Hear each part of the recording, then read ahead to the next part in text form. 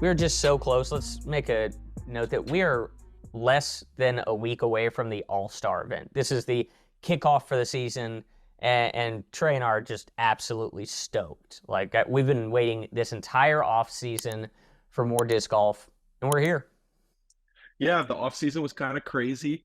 Gannon Burr, Eagle McMahon, Alden Harris. The list goes on and on of folks on with new sponsors, and we are going to get to see a couple of those players with their new sponsors during the All Star weekend.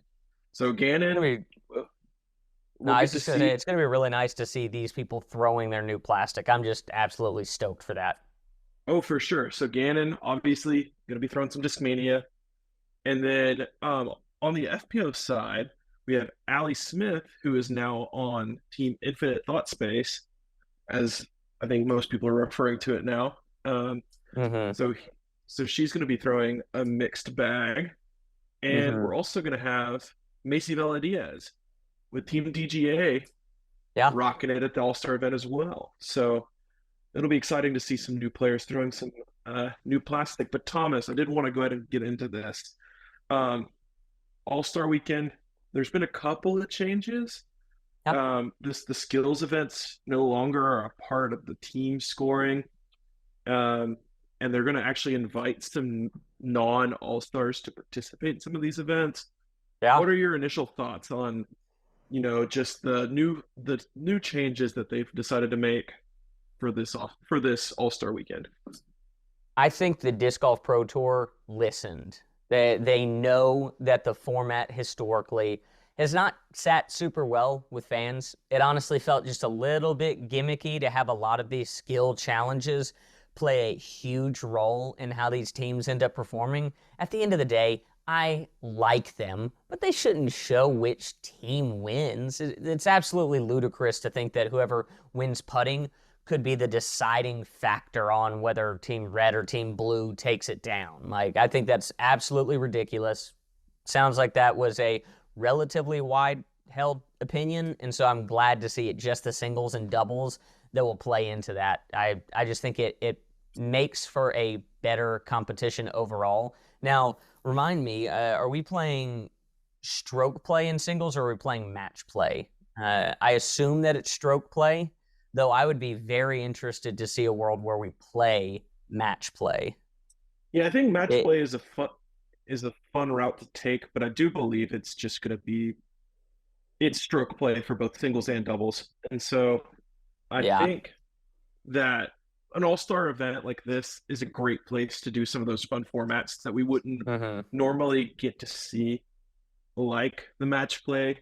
Um, and so, um, while that's not a big deal, I think it would be a good place for them to, try something like that and have a little more, like, I guess, strategy on how you play hole by hole, if that makes any sense. It does. So I'm excited for it. I think it's a really good way to get guys excited about competing hard. And you've Oh, got yeah. some absolute crushers out here, people with new plastic ready to show it off. I don't think you could have a better setup for an all-star weekend to get everybody excited. And then, like you mentioned as we introed, having other players able to come in that might not be in the top 10, but are definitely, top three, probably at least in different skills categories can come in and absolutely crush these like top tier pros in some of these individual competitions. Seeing somebody like David Wiggins Jr. come into that distance, you and I were talking about that prior. Seeing somebody like Andrew Marweed potentially coming in putt. I don't think I've got a full list of who is competing in what, but I No, think I that don't. makes for I a don't. much more exciting weekend. Yeah, I don't think they've released all of that just yet. But I'd love to see Eric Oakley in the skills challenge. I feel like he would Yeah. absolutely shred something like that.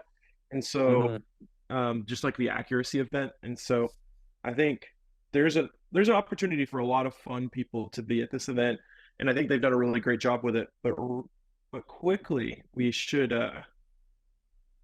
take some make a friendly wager here, Thomas. We did this Yeah. last year.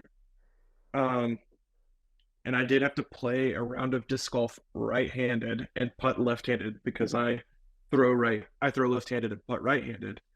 I'm Go both. amphibious, as Yogi Berra would say. Um, Yes.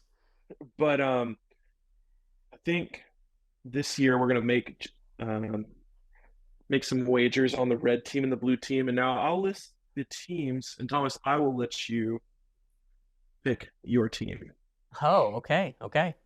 So, so team Calvin is obviously Calvin Heimberg, James Proctor, Anthony Barella, Ricky Wysocki, Matty O, and recent addition Chris Dickerson, who is filling in for the injured Eagle McMahon. Now, Eagle Mhm. originally was going to play, but decided since it is a team event and he was going to play left-handed, he did not want to hinder the opportunity for his team to win, and so he opted to not play, which I can I respect respect it. that. It's similar. Last year, Ricky Wysocki had to back out based on his Lyme disease flare-up and ended up having Corey Ellis come in and play in his place. Who was very instrumental in, I think, in their win. He was. Did they win? He absolutely went off. And so then we have Team Isaac. So that's going to be Isaac Robinson and his brother Ezra Robinson. We've got Kyle Klein, Gannon Burr, Cole Redolin, and Aaron Gossage. And So both of Thomas, these teams are stacked.